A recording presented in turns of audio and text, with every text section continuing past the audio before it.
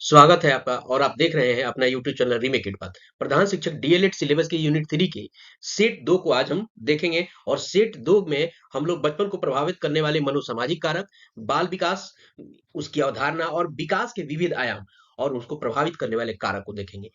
इस वीडियो में हम लोग वृद्धि और विकास, अंतर संबंधों की समझ और अध्ययन के तरीकों के प्रश्नों के आप उत्तर देखेंगे। ये हम एमसीक्यू देखेंगे और ये 3 टॉपिक्स को हम यूनिट 3 को आज इस वीडियो में देखेंगे। लगभग 40 से ऊपर प्रश्नों को देखेंगे। मैं आपको बता दूं जो यूनिट 3 है, यूनिट 3 से सबसे अधिक प्रश्न आपको देखने को मिलेंगे आपको प्रधान शिक्षक के परीक्षा में।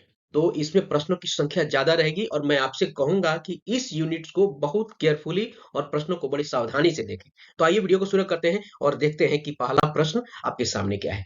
पहला प्रश्न आपके सामने बन के आ रहा है कि बाल मनोविज्ञान वह वैज्ञानिक अध्ययन है जो व्यक्ति के विकास का अध्ययन गर्भकाल से प्रारंभ से किशोरा अवस्था की प्रारंभिक अवस्था तक करता है। यह कथन किसका है? माने ये कह रहा है कि बाल मनोविज्ञान वह मनोवैज्ञानिक अध्ययन है। बाल मनोविज्ञान बच्चे के मन का विज्ञान, वह मनोवैज्ञानिक अध्ययन है जो व्यक्ति के विकास का अध्ययन गर्भकाल के प्रारंभ से, यानी जब बच्चा गर्भ में जाता है उसके प्रारंभ से किशोरा अवस्था की प्रारंभिक अवस्था तक, यानी 12 से 15 तक करता है। यह कथन किसका है? ये आपको आइजनेक का है, क्रो एंड क्रो का है, जेम्स ड्रेवर का है, ये हरलॉग का है। ये कथन जो आपका है, ये कथन है आपका क्रो एंड क्रो का। क्लियर है? इस सबको आपको याद रखना है और इस यूनिट के सारे प्रश्नों को बहुत सावधानी से देखने हैं। और ये जो भी प्रश्न मैं लेके आ रहा हूं, ये पूछे गए प्रश्न हैं।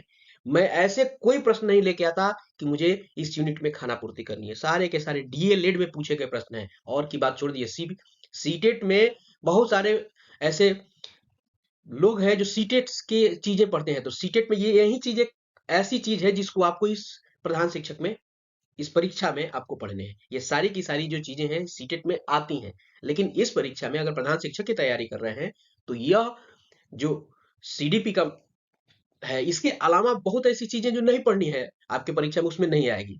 तो बहुत सारी चीजें केवल सारी सीटेट की सिलेबस हम पढ़ जा रहे हैं, तो ऐसा कुछ नहीं होगा, वो बेकार जाएगा। जो जरूरत है वही पढ़िए। ये सारी अभी ये जो वीडियो है यूनिट 3 जो है, ये सीडीपी से रिलेटेड है। तो आइए दूसरा प्रश्न है, बाल मनोविज्ञान मनोविज्ञान की वह शाखा है जिसमें जन्म से परिपक्व अवस्था तक विकसित हो रहे मानव का अध्ययन किया जाता है। यह कथन किसका है? तो यह कथन हरलॉक, यूसेन, जेम्स ड्रेवर या आइजने। तो यह कथन जो आपका है, यह कथन है आपका जेम्स ड्रेवर का। दूसरे का क्या है? जेम्स ड्रेवर का। चलिए तीसरा प्रश्न और चौथा प्रश्न हमारे सामने होगा। निम्नलिखित में से कौन सा बाल विकास के महत्व से संबंधित है? बालकों के शिक्षण और शिक्षा से उपयोगी, बालकों के स्वभाव को समझने में उपयोगी, बालकों के विकास को समझने में सहायक, या उपरोक्त सभी। तो तीसरा आपका वो ऑप्शन हो जाएगा। जहां ध्यान रखिए, जहां भी उपरोक्त सभी दिखता है तो वहां चांसेस बनते हैं उसके। तो यानी बाल विकास के महत्व जो है, ये इन तीनों में आपको है। बालकों के शिक्षण और शिक्षा में उपयोगी होता है बाल विकास का महत्व, बालकों के स्वभाव को समझने में उपयोगी होता है और बालकों के विकास को समझने में सहायक होता है। चलिए आगे है चौथा प्रश्न, प्राणी का विकास कितनी दशाओं में होता है? 2, 3, 4, 5। तो प्राणी का विकास जो है आपको 2 दशाओं में होता है। कितने? 2 दशाओं में होता है। चलिए अगले देखते हैं पांचवा और छठा प्रश्न। पांचवा और छठा प्रश्न में क्या है हमारा? निम्नलिखित में कौन सा पहलू बच्चे के व्यक्तित्व के सर्वांगीण विकास में सहायक होता है? शारीरिक विकास, बौद्धिक, मानसिक विकास, संवेदनात्मक विकास, या उपरोक्त सभी। तो यहाँ उत्तर आपका, जैसे मैंने बताया कि यहाँ आता है कहीं कहीं उपरोक्त सभी दिया जाता है, तो उपरोक्त सभी यानी बच्चों के व्यक्तित्व के सर्वांगीण विकास बने, उसका शारीरिक विकास भी आता है, संवेदनात्मक विकास भी आता है, बौद्धिक और मानसिक विकास भी सहायक होता है। क्लियर? तभी वो उसमें सर्वांगीण विकास हो जाएगा। सर्वांगीण माने सभी अंगों में विकास, सभी तरह से विकास, डायमेंशनल उसका पूरा, उस पूरे आयाम में उसके विकास देखा जाता है। चलिए छठा प्रश्न है, परिवार सबसे पुराना और मौलिक मानव समूह है।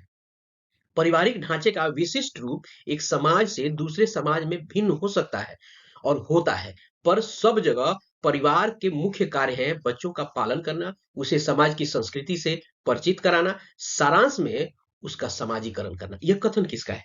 तो ये छठा है और ये कथन है आपका यंग एंड मैक का। क्लियर है? चलिए आगे देखते हैं सातवां प्रश्न, परिवार संबंधों की वह व्यवस्था है जो माता पिता और संतानों के मध्य पाई जाती है। शानदार प्रश्न है, ये प्रश्न बहुत पूछा जाता है।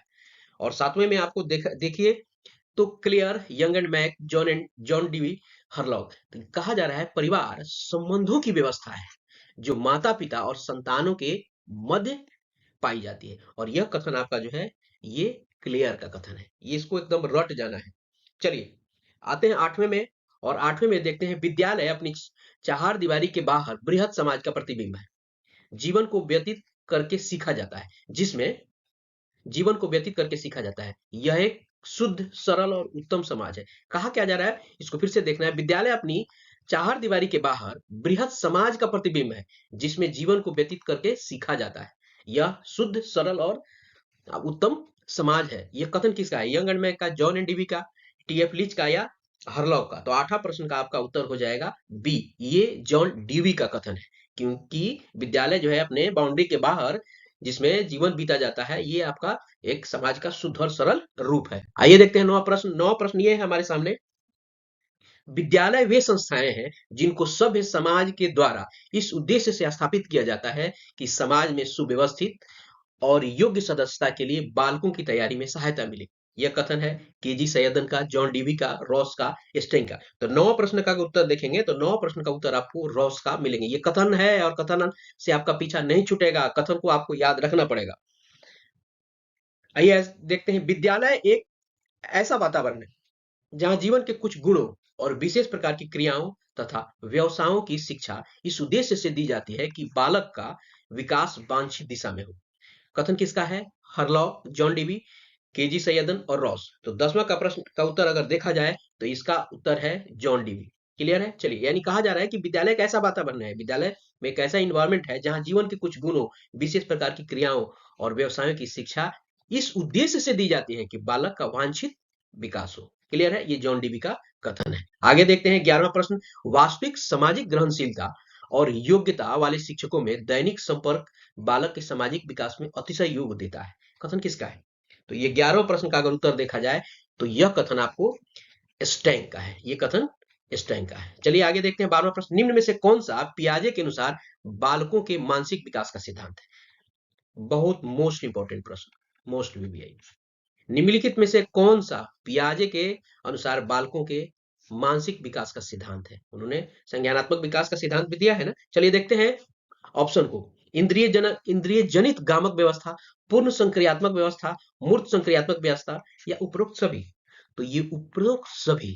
उन्होंने इंद्रिय जनित गामक व्यवस्था की, आपको पूर्ण संक्रियात्मक व्यवस्था की, मूर्त संक्रियात्मक व्यवस्था, ये उन्होंने इस मानसिक विकास का उन्होंने सिद्धांत दिया है। चलिए आगे देखते हैं 13वां प्रश्न। 13वां प्रश्न जो हमारे सामने है वह है, विकास परिवर्तन श्रृंखला की वह अवस्था है जिसमें बच्चा भ्रूणावस्था से लेकर प्रौढ़ावस्था तक गुजरता है, विकास कहलाता है। विकास परिवर्तन श्रृंखला की, यानी विकास जो है परिवर्तन श्रृंखला की वह अवस्था है जिसमें बच्चा भ्रूणावस्था से लेकर प्रौढ़ा अवस्था तक चलता है। हमेशा यह जानिए कि विकास हमेशा चलता रहता है, विकास नहीं रुकता है। शारीरिक वृद्धि रुक जाती है, वृद्धि और विकास दोनों है।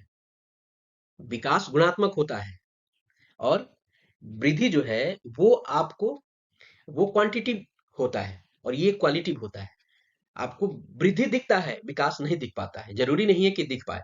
तो ध्यान रखना है कि ये आजीवन चलता रहता है। व्यक्ति के बढ़ने का विकास, शारीरिक विकास, वृद्धि एक दिन रुक जाता है, लेकिन विकास जो है वो आपको आजीवन चलता रहता है। तो इसको देखना है और ये समझना है क्या कि हर्लॉ का कथन है, मुर्नो का कथन है, जेम्स ड्रेवर का कथन है, या जॉन डीवी का कथन है? तो यह जो व्यवस्था है आपको जॉन ये मुनरो का कथन यह है। क्लियर है? चलिए, विकास एक सार्वभौमिक प्रक्रिया है जो किसी भी जीवित प्राणी में गर्भाधान से लेकर जीवन पर्यंत चलता है। अभी मैंने कहा, अभी मैंने इसको बताया, तो ये सत्य है या असत्य है? तो ये सत्य है। अभी मैंने इसको बताया तब तक प्रश्न भी हमारे सामने आ गया। चलिए आगे देखते हैं। 15वां प्रश्न है, दो बालकों में समान मानसिक योग्यताएं नहीं होती है। ये कथन है और ये कथन आपको अक्सर परीक्षाओं में इसको रिपीट किया जाता है। दो बालकों में समान मानसिक अवस्थाएं योग्यताएं नहीं होती हैं। हर व्यक्ति में आपको इंडिविजुअल डिफरेंसेस होती हैं, जैसे कहा जाता है वही है। दो बालकों में भी इंडिविजुअल डिफरेंसेस होते हैं, जरूरी नहीं है कि उनकी मानसिक योग्यताएं समान हो। तो यह कहा है कि दो बालकों में समान मानसिक योग्यताएं नहीं होती हैं। सोरेनसन ने कहा है, हरॉक ने कहा है, क्रो एंड प्रो ने कहा है, या थॉर्नडाइक ने कहा है। तो ये कथन जो है आपका हरलॉक का कथन है। इन्होंने कहा था कि दो बालकों में समान मानसिक योग्यताएं नहीं होती। अच्छा, 16वां प्रश्न है, निम्न में से कौन सा कारक वृद्धि या विकास को प्रभावित करती है। भोजन, व्यायाम, ग्रंथियों की क्रियाशीलता और उपरोक्त सभी। वृद्धि या विकास, देखिए यहाँ क्या कह रहा है कि वृद्धि को भी और विकास को भी, या भी है, दोनों को समझ सकती है। कौन सा कारक जो वृद्धि को भी प्रभावित करती है या विकास को भी प्रभावित करती है? तो भोजन भी प्रभावित करती है, व्यायाम भी करती है, ग्रंथियों की क्रियाशीलता भी करती है। यानी आपको 16वें का उत्तर क्या हो जाएगा? उपरोक्त सभी। आइए 17वें नंबर प्रश्न को देखते हैं और 17वें नंबर प्रश्न को समझते हैं कि क्या है। जो व्यक्ति सहानुभूति के गुण से वंचित है, उसे शिक्षक नहीं बनना चाहिए। सहानुभूति बहुत बड़ी एक आपकी क्वालिटी है, किसकी? शिक्षक की।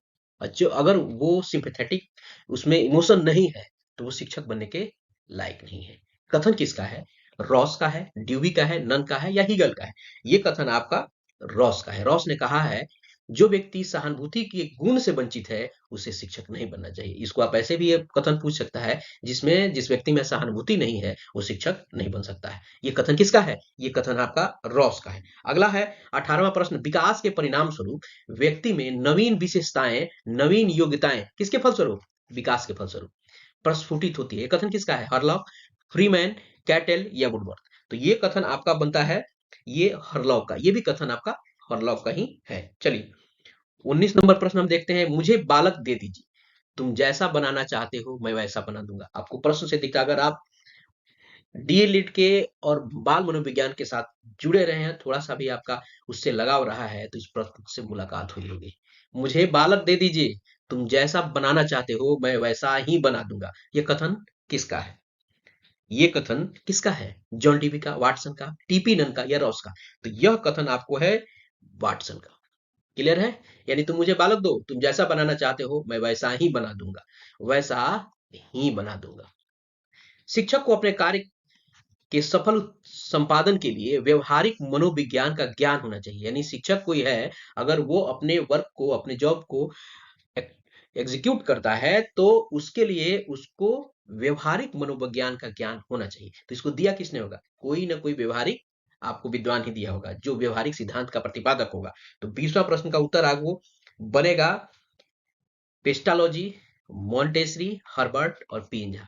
तो आप देखिए, तो इसका उत्तर आपका होता है मॉन्टेसरी। यानी शिक्षक अपने कार्य का संपादन के लिए वो तभी उसको बेहतर ढंग से कर पाएगा यदि उसको मनोवैज्ञानिक, व्यवहारिक मनोविज्ञान का ज्ञान क्लियर है। चलिए आगे देखते हैं।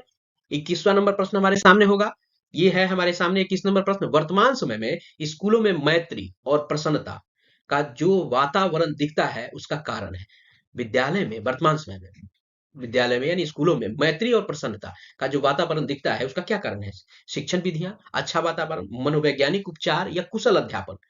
तो उसका उत्तर आपका हो जाएगा मनोवैज्ञानिक उपचार। मनोविज्ञान पढ़ रहे हैं तो ध्यान रखिए, इसका बहुत बहुत बड़ा योगदान है आपको बाल विकास में और बच्चों के आपको संपूर्ण विकास में। चलिए इसका ध्यान रखेंगे हम लोग। 22वां नंबर प्रश्न देखते हैं। 22वां नंबर क्या है? बाल्यावस्था की प्रमुख मनोवैज्ञानिक विशेषता क्या है? बाल्यावस्था की प्रमुख मनोवैज्ञानिक विशेषता क्या है? दूसरों पर निर्भरता, धार्मिकता, सामूहिकता का की भावना या अनुकरणात्मक प्रवृत्ति का अभाव? तो 22 का उत्तर आपका हो जाएगा सामूहिकता का की भावना, सामूहिकता की भावना। 23 नंबर प्रश्न है, शैक्षिक दृष्टि से बाल विकास की अवस्थाएं। शैक्षिक दृष्टि से ध्यान रखना है, शैक्षिक दृष्टि से इसको कहा जा रहा है। तो शैक्षिक दृष्टि से बाल विकास की अवस्थाएं, हम अवस्थाओं पर अगले वीडियो में विस्तृत चर्चा करेंगे। शैशवावस्था, बाल्यावस्था, किशोरावस्था और उपरोक्त सभी। तो 23 नंबर का अगर उत्तर होगा तो ये उपरोक्त सभी, शैक्षिक दृष्टि से शैशवावस्था भी, बाल्यावस्था भी और किशोरावस्था भी, ये अवस्थाएं आपको होती हैं शैक्षणिक दृष्टि से। उपरोक्त सभी इसका उत्तर हो जाएगा। चलिए आपको 24 नंबर प्रश्न है, बालक से यह कहना घर गंदा मत करो, ये कैसा निर्देश है? एक निषेधात्मक निर्देश है, सकारात्मक निर्देश है, नकारात्मक है या प्रत्याख्यात्मक है? यानी क्या? घर गंदा मत करो, ये क्या है? ये एक निषेधात्मक आपको निर्देश है। चलिए ध्यान रखिएगा, निर्देश, आदेश, इन सब में आपको अंतर होता है। आदेश में आदेश में वो डायरेक्शन लेस हो सकता है, जरूरी नहीं है कि उसमें आपको कोई काम करने के लिए कहा जाता है तो उसमें डायरेक्शन भी हो कि ये काम ऐसे करो, ऐसे करना है। लेकिन निर्देश में है ना, आपको उसमें आदेश तो है ही, उसके साथ साथ उस काम करने का निर्देश भी आपको, यानी उसमें डायरेक्शन भी दे दिया जाता है। वो आदेश और इन्हीं दोनों में यही अंतर है। आपको मान लीजिए बोला जाता है कि वो चौक पे जाना है, तो बोला कि सुनो यहाँ से चौक पे जाना हो, फलाना काम करके लाना और इधर उधर से चल जाना। ये निर्देश में आ गया, सुनो चौक पे जाके सामान लाओ, ये आदेश में आ जाता है। तो ये नहीं, सब बस थोड़े से उसमें दिशा निर्देश का फर्क हो जाता है। आगे बढ़ते हैं। 25 नंबर प्रश्न, 25 नंबर क्या है कि बच्चे को लगभग कितने महीने के अंदर हंसना आ जाता है? बच्चे को कितने महीने के अंदर हंसना आ जाता है, लगभग की बात है। तो कुछ बच्चों में अपने डिफरेंसेस होते हैं, वो आपको अलग अलग होते हैं। 6 महीने, 8 महीने, 3 महीने या 4 महीने। तो 3 महीने में बच्चे को हंसना आ जाता है, यानी 90 दिन आपको उनको बच्चों को हंसने के लिए चाहिए। 90 दिन में बच्चे हंसने लगते हैं। क्लियर है? 26 नंबर प्रश्न हमारे सामने होगा। बाल्यावस्था में शिक्षा का स्वरूप कैसा होना चाहिए? किसमें? बाल्यावस्था में शिक्षा का स्वरूप कैसा होना चाहिए? खेल कूद की छूट बिल्कुल नहीं दी जानी चाहिए, ऐसा होना चाहिए? मुझे नहीं लगता ऐसा होना चाहिए। सामूहिक खेलों एवं रचनात्मक कार्यों के माध्यम से शिक्षा दी जानी चाहिए, मुझे लगता है होना चाहिए। अभी तो हम पढ़ रहे हैं। स्वयं न पढ़ने पर दंडित किया जाए, दंडित की तो व्यवस्था ही नहीं होनी चाहिए। उपरोक्त में से कोई नहीं, ऐसा नहीं। यहाँ अगर देखा जाए तो 26 का बी आंसर आपका होगा, यानी सामूहिक खेलों और रचनात्मक कार्यों के माध्यम से शिक्षा देना चाहिए। जब उस बच्चों को खेल से जुड़िएगा तो उनका वहां रुचि उत्पन्न होगा। और सामूहिक की बात जब है तो वहां सामाजिकता बनेगी, सामाजिकता बनेगी। वो अपना सेल्फ इंटरेस्ट से वो काम करेंगे, तो जब सेल्फ इंटरेस्ट से काम करेंगे तो बच्चों में क्या होगा? क्रिएटिविटी आएगा और क्रिएटिव वर्क में वो जुड़ेंगे। चलिए आगे देखते हैं 27 नंबर प्रश्न। और 27 नंबर प्रश्न हमारा बनता है, क्योंकि दो बालकों में समान योग्यताएं या समान अनुभव नहीं होते, ये किसने कहा है? हरलॉक ने कहा था ना पिछले। इसलिए दो व्यक्तियों में किसी वस्तु या मानसिक परिस्थिति का समान ज्ञान होने की आशा नहीं की जा सकती है। तो क्या क्या कहना है इसमें? गांधी जी, हरलॉक, मनु या डेविड, ये कथन किसका है? ये कथन आपका अगर देखा जाए तो गांधी जी, हरलॉक, मनु और डेविड, ये कथन आपका बनता है ब, ये हरलॉक का है। हरलॉक ने, अभी मैंने कहा भी कि उन्होंने कहा था कि दो बालकों में समान योग्यताएं और समान अनुभव नहीं होते हैं। एक अपने आप में इसी कथन से वो प्रश्न एक बनाया गया था कि दोनों में समान नहीं होते हैं, इसलिए दो व्यक्तियों में किसी वस्तु या परिस्थिति का समान ज्ञान होने की आशा नहीं की जा सकती। जब समान योग्यताएं नहीं है, समान अनुभव नहीं है, तो किसी भी व्यक्ति में किसी वस्तु और परिस्थिति का समान ज्ञान होने की आशा नहीं की जा सकती। हरलॉक ने कहा था। चलिए 28वां प्रश्न है हमारे, अभिवृद्धि शब्द का प्रयोग किया जाता है कुछ सीमा तक। किस सीमा तक? शारीरिक विकास के लिए, मानसिक विकास के लिए, सामाजिक विकास के लिए या उपरोक्त सभी के लिए?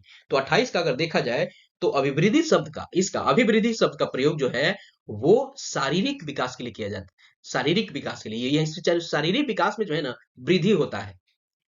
शरीर जब का विकास होगा तो कहीं ना कहीं बढ़ेगा ना, हाइट बढ़ेगा, हाथ पैर बढ़ेगा और भी शारीरिक अंगों में वृद्धि होगी। तो ये अभिवृद्धि आएगी शारीरिक विकास में। मानसिक विकास में आपको वृद्धि नहीं दिखता है, सामाजिक विकास में वृद्धि दिखता नहीं है। ठीक है? तो यहाँ ये वृद्धि जो है शारीरिक विकास से जुड़ेगी। 28वां प्रश्न हो गया। 29 प्रश्न पे आते हैं। विकास के संबंध में कौन सा कथन गलत है? विकास के संबंध में, यह परिपक्वता तक चलता है, ये तो सही होगा। यह सतत प्रक्रिया, ये भी चलता है। ये परिवर्तनों की प्रगतिशील क्रम है, ये जन्म पूर्व अवस्था में भी होता है। तो यहाँ क्या होता है? गलत कौन है? विकास के संबंध में कौन सा कथन गलत है? यहाँ कथन है परिपक्वता तक चलता है। ये परिपक्वता तक नहीं चलता है, ये आजीवन चलता है। ये आजीवन चलता है। ये सारे के सारे सही थे। ये परिपक्वता तक नहीं चलता है, यानी आप जब एडल्ट हो गए और आप पूरी तरह से परिपक्व हो गए, मेच्योर्ड हो गए, तो ऐसा नहीं उसके बाद विकास नहीं होगा। जी नहीं, विकास आजीवन होता है और ये सतत चलती है, एकदम प्रगतिशील अवस्था में रहती है, रुकता नहीं है विकास। जब तक जिंदा है तब तक आपका विकास होता रहेगा। चलिए आगे देखते हैं। 33वां प्रश्न है, शैशवावस्था में सीखने की सीमा और तीव्रता विकास की और किसी अवस्था की तुलना में बहुत अधिक होती है। क्या कहा जाता है? शैशवा अवस्था में सीखने की सीमा और तीव्रता विकास की किसी और अवस्था की तुलना में सबसे अधिक होती है। ये ध्यान रखिएगा कि यह निर्माण की अवस्था होती है। लगभग लोग बाल्यावस्था मानते हैं, नहीं नहीं, शैशवावस्था जो है, आपको इसमें सीखने की जो सीमा होती है और तीव्रता होती है ना, और विकास की गति बहुत तेज होती है, बहुत तेज होती है। ये कहा किसने था? वेलेंटाइन ने, वाटसन ने, क्रो एंड क्रो ने और स्किनर ने। तो 30वां का प्रश्न आपका उत्तर बनेगा, ये वाटसन का कथन है कि शैशवावस्था में विकास की गति बहुत तीव्र होती है। आइए देखते हैं 31 नंबर प्रश्न। 31 नंबर का प्रश्न का है, जीवन का सबसे महत्वपूर्ण काल किसे कहा जाता है? जीवन का सबसे महत्वपूर्ण काल, शानदार प्रश्न। शैशवावस्था, बाल्यावस्था, किशोरावस्था, प्रौढ़ावस्था। तो 31 का उत्तर हो जाएगा, अभी मैंने कहा भी, शैशवावस्था। शैशवावस्था बहुत महत्वपूर्ण काल होता है। चलिए, 20वीं शताब्दी को बालक की शताब्दी किसने कहा? 32 नंबर प्रश्न हमारे सामने है। आपको एडलर ने, स्ट्रैंग ने, गुडएफ ने, आपको क्रो एंड क्रो ने। तो इसमें उत्तर आपका हो जाएगा 32 का। क्रो एंड क्रो ने कहा था कि 20वीं शताब्दी को बालक की शताब्दी, उन्होंने कहा था कि 20वीं शताब्दी जो है वो आपको बालक की शताब्दी। आगे देखते हैं 33 प्रश्न, जीवन का अनोखा काल। शानदार प्रश्न, जीवन का अनोखा काल किसे कहा जाता है? 33 नंबर प्रश्न है हमारे सामने। शैशवावस्था, बाल्यावस्था, किशोरावस्था और प्रौढ़ावस्था। तो जीवन का अनोखा काल जो है आपको बाल्यावस्था है। ध्यान रखिएगा, सब आपको अलग अलग जो अवस्था है उसका है। आंधी तूफान किशोरावस्था, अभी हम लोगों ने जाना शैशवावस्था के बाल में तीव्र होती है। और लेकिन अनोखा काल अगर पूछ दिया जाए तो क्या हो जाएगा? 33 का उत्तर हमारा बी बनेगा, बाल्यावस्था। 34 का प्रश्न का उत्तर देखते हैं, बाल्यावस्था को मिथ्या परिपक्वता किसने कहा? यानी झूठा, मने फॉल्स आपको मेच्योरिटी किसने कहा? स्ट्रैंग ने, कैरल ने, रॉस ने या कॉलब्रूस ने? तो आपको बाल्यावस्था को मिथ्या परिपक्वता आपको कहा रॉस ने, इन्होंने ही इसको कहा था। आप प्रश्नों की क्वालिटी को देख के समझ रहे होंगे ये प्रश्न पूछे जाने वाले सारे के सारे प्रश्न पूछे गए हैं। मैं कोई ऐसा प्रश्न बिल्कुल नहीं लेके आता हूं जो प्रश्नों की संख्या बढ़ाने का कार्य थे। जी नहीं, समय कम है, मुझे भी आपको सारे यूनिट्स को देना है, इसलिए उन्हीं सब प्रश्नों को लेके आता हूं। और बहुत ज्यादा डिस्क्राइब नहीं करता हूं क्योंकि वीडियो लंबा होगा और आपके पास भी समय नहीं है, चूंकि आप लोग भी अपने शिक्षण कार्य में लगे हुए हैं। चलिए, 33 आपको 35 नंबर प्रश्न है हमारे सामने। और 35 नंबर प्रश्न हमसे कहता है कि बाल्यावस्था वह समय है जब व्यक्ति के आधारभूत दृष्टिकोणों, मूल्यों और आदर्शों की बहुत सीमा तक निर्माण होता है। यह कथन किसका है? स्ट्रैंग का, कार्लसेनिक का, ब्लेयर जोन्स या सिम्पसन का, या किर्कपैट्रिक का? Kirkpatrick, not Kirkpatrick, Kirkpatrick. चलिए, तो बाल्यावस्था वह समय है जब व्यक्ति के आधारभूत दृष्टिकोणों, मूल्यों और आदर्शों का कुछ सीमा तक निर्माण होता है। क्लियर है? तो आप, ये कथन किसका है? ये 35 नंबर प्रश्न है और ये कथन आपका है ब्लेयर जोन्स एंड सिम्पसन का। इन्होंने ये बात कही थी। यदि वीडियो आपको अच्छा लग रहा हो तो लाइक जरूर कीजिए। बस आपसे बस एक ही चीज चाहिए हमें, हम आपसे ना कोई फीस ले रहे हैं, नहीं तो आपके लिए अगर मेहनत करते हैं तो इस वीडियो को पसंद आ रहा है तो जरूर लाइक कीजिए, लोगों के साथ इसको शेयर कीजिए कि एक ऐसा भी चैनल है जो पूरी तरह से तथ्यात्मक और प्रमाणिक बातें करता है और जरूरत की चीजें सामग्री लेके आता है। कोई भी पैनिक और हैवक नहीं बनाता हूं मैं कि चैनल है इसको बहुत आगे बढ़ाने के लिए झूठी और बेकार की चीजें परोसना मेरी आदत नहीं है। मैं ऐसा नहीं करता हूं, मैं प्रयास करता हूं कि आपको वो प्रमाणिक चीजें ही मिले। चलिए, यदि वीडियो पसंद आए तो लाइक जरूर कीजिएगा। बस मुझे आपसे यही, मेरे अपने परिश्रम की कीमत आपसे बस यही चाहिए। आप अगर ज्वाइन करना चाहते हैं व्हाट्सएप चैनल तो ज्वाइन जरूर कर लीजिए। वहां पीडीएफ में आपको लास्ट में सारी चीजों का पीडीएफ में उपलब्ध करा दूंगा, कुछ आपको कंडीशन के साथ। चलिए आगे बढ़ते हैं। और टेलीग्राम भी है, उसको भी ज्वाइन कीजिएगा, जुड़े रहिएगा तो ये पीडीएफ आपको सब मिलेंगे लास्ट में। अभी मैं नहीं दूंगा, लास्ट में दूंगा, ताकि आप वीडियो के माध्यम से, चूंकि ऑडियो विजुअल जो है ना सीखने का सबसे शानदार माध्यम है। और खाली किताब पढ़िएगा तो नहीं याद होता है, वीडियो जब देखने में होता है ना तो जल्दी चीजें याद होती है। फिर भी मैं ये जरूर कहूंगा कि किताबों के साथ भी जरूर थोड़े जुड़े रहिए। क्लियर है? चलिए आगे देखते हैं। 36वां नंबर प्रश्न है, किशोरावस्था को बड़े संघर्ष, तूफान और तनाव का काल किसने कहा? अभी कुछ देर पहले मैंने इसको बताया। बड़े संघर्ष, तूफान और तनाव का काल किसने कहा? कहा जाता है किशोरावस्था को। इसमें दो प्रश्न है कि किस अवस्था को संघर्ष, तूफान और तनाव का काल कहा जाता है। वो किसको कहा जाता है? किशोरावस्था को। लेकिन ये कहा किसने? 36 नंबर है। और ये कहा आपको कि किलपैट्रिक ने, किर्कपैट्रिक लिख रहा है, किलपैट्रिक, जर्सिल ने, स्टेनले हॉल ने और हरलॉक ने। तो इसको कहा था स्टेनले हॉल ने। उन्होंने कहा था कि किशोरावस्था संघर्ष और तूफान और तनाव का काल है। इसको याद रखना है। 37 नंबर प्रश्न है, किशोरावस्था की विशेषताओं को सर्वोत्तम रूप से व्यक्त करने वाला एक शब्द क्या है? किसको? किशोरावस्था को, की विशेषता को, इसकी स्पेशलिटीज को सर्वोत्तम रूप में, सबसे उत्तम रूप में कौन ऐसी चीज है जो आपको उसकी विशेषता को बताता है? वो क्या है? विकास है, समायोजन है, परिवर्तन है या अस्थिरता है? तो यहाँ परिवर्तन है। इसमें शारीरिक परिवर्तन बड़े जबरदस्त होते हैं। ठीक है, बहुत सारी चीजें परिवर्तन होता है किशोरावस्था में। चलिए आइए आगे देखते हैं। हम लोग लगभग 48 प्रश्नों को देखेंगे। नवजात शिशु में हड्डियों की संख्या होती है 206, 270, 350, 296। इसका जिक्र मैंने पहले यूनिट में भी किया है। ये प्रश्न फिर बाल मनोविज्ञान में आया है। चलिए, तो आपको क्या होगा? 38 का उत्तर आपका क्या बनेगा? 100। नवजात शिशु की बात है, वहां बाल्यावस्था की बात हुई। नौ, आप यहां देखिए कितने हैं आपको? 200 70। ठीक है, चलिए आगे देखते हैं। निम्नलिखित में से कौन सी मानसिक विकास का पक्ष है? संवेदना, बुद्धि, भाषा, उपरोक्त सभी। 39 का उत्तर आपका हो जाएगा उपरोक्त सभी, यानी संवेदना भी, बुद्धि भी और भाषा भी। आगे देखते हैं। जैसे जैसे शिशु प्रतिदिन, प्रतिमास, प्रतिवर्ष बढ़ता जाता है, वैसे वैसे उसकी शक्तियों में परिवर्तन होता जाता है। किसका कथन है? हर्लॉग का, सोरेनसन का, क्रो एंड क्रो का, थर्नडाइक का। यानी जैसे जैसे बच्चा प्रतिदिन, दिन के अनुसार, मास के अनुसार, वर्ष के संग बढ़ता जाता है, वैसे वैसे उसकी शक्तियों में भी परिवर्तन होता है। ये कथन है किसका? ये कथन आपका सोरेनसन का है। ये किसका किसका कथन है? ये सोरेनसन का कथन है। आइए देखते हैं अगला प्रश्न। समाजीकरण की प्रक्रिया दूसरे व्यक्तियों के साथ शिशु के प्रथम संपर्क से आरंभ होती है। किससे? समाजीकरण की प्रक्रिया, और आजीवन चलती रहती है। ये कथन किसका है? सौर सोरे एंड टेलफोर्ड का, हर्लॉग का, सोरेनसन का या रॉस का? तो 41 नंबर अगर देखा जाए तो इसका उत्तर है सोरे एंड टेलफोर्ड का। चलिए 42 नंबर प्रश्न हमारे सामने होगा।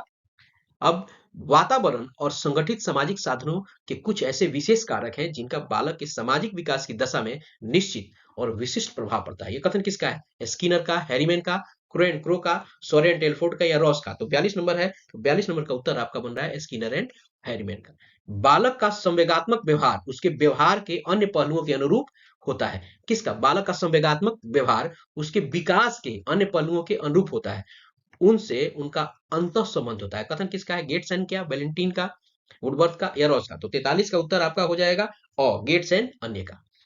क्लियर है? चलिए 44 नंबर प्रश्न देखते हैं। परिवार के बाद विद्यालय ही संभवतः वह दूसरा स्थान है जो व्यक्ति की उन भावनाओं पर आधारभूत प्रभाव डालता है जिसका निर्माण वह अपने और दूसरों के प्रति करता है। क्रो एंड क्रो, कार्माइकेल, जर्सफील्ड और फ्रोबेन। ये कथन 44 नंबर है। 44 नंबर का कथन आपको है जर्सफील्ड का कथन है। ये किसके चरित्र को आदतों का पुंज कहा जाता है? किसने, किसके कह रहा हूं, किसने चरित्र को आदतों का पुंज कहा है? गजब प्रश्न।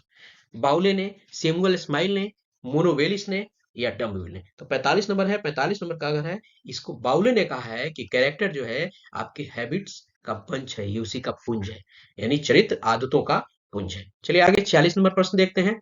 निम्नलिखित में से कौन सा कारक चरित्र निर्माण का है? कौन सा इसमें जो आपका कारक है, तत्व है, जो आपके चरित्र निर्माण का है? मूल प्रवृत्तियां, वर्जित अर्जित प्रवृत्तियां, अस्थायी भाव या उपरोक्त सभी? तो उपरोक्त सभी ये जो है, ये सारे के सारी चीजें, भाव, प्रवृत्ति, ये आपके चरित्र निर्माण का कारक है। 47 नंबर प्रश्न है और 47 नंबर में है। निम्नलिखित में से कौन सा कारक संवेगात्मक विकास को प्रभावित करती है? थकान, मानसिक योग्यता, स्वास्थ्य या उपरोक्त सभी? ये कौन से कारक हैं जो, यानी उपरोक्त सभी, थकान भी, मानसिक योग्यता भी और स्वास्थ्य भी, ये सब के सब जो है आपके संवेगात्मक विकास को प्रभावित करता है। 48 में प्रश्न है। निम्नलिखित में से कौन सा कारक सामाजिक विकास को प्रभावित, यहाँ संवेगात्मक था, यहाँ सामाजिक हो, वंशानुक्रम, शारीरिक और मानसिक विकास, संवेगात्मक विकास, उपरोक्त सभी? तो उपरोक्त सभी जो है आपको सामाजिक विकास को प्रभावित करता है, ये कारक। क्लियर है? चलिए, तो मैंने बताया था 48 प्रश्न है। आगे हम अगला जो यूनिट आएगा उसमें भी प्रश्नों की संख्या अधिक रहेगी, क्योंकि यह यूनिट सबसे महत्वपूर्ण यूनिट है, पूरे ये बाल मनोविकास से संबंधित है। और डीएलएड के जितने भी चिंतन जो और कथन और इंपॉर्टेंट फैक्ट्स होते हैं इस यूनिट में समाहित है, सबसे इंपॉर्टेंट यूनिट है। तो आपको प्रश्नों की संख्या अधिक मिलेगी। यदि प्रश्नों से आप बोर हो रहे हैं तो दो दो तीन तीन शिफ्ट में करके देखिए, लेकिन प्रश्नों को देखिए जरूर। अगर नहीं देखेंगे, ये आपकी जिम्मेदारी होगी। मैं आपको इतना आश्वस्त करता हूं कि जितने यूनिट चलाऊंगा, आप जिस दिन परीक्षा दे के आएंगे, यदि आपको फुर्सत मिले तो मिला के देखिएगा क्या होता है। इससे पहले भी बहुत सारे ऐसे प्रश्न हैं प्रधानाध्यापक में, जब मैंने कार्य किया था तो बहुत ऐसे प्रश्न थे जो प्रधानाध्यापक में जो भी लोग सफल हुए हैं, बहुत सारे लोगों का विशेष मुझे मिले हैं। तो अभी के लिए इतना ही। यदि वीडियो अच्छा लगा है तो लोगों के साथ शेयर कीजिए, लाइक जरूर कीजिए और मेरे पारिश्रमिक को जरूर दीजिए। धन्यवाद। अपना ख्याल रखिए। जय हिंद।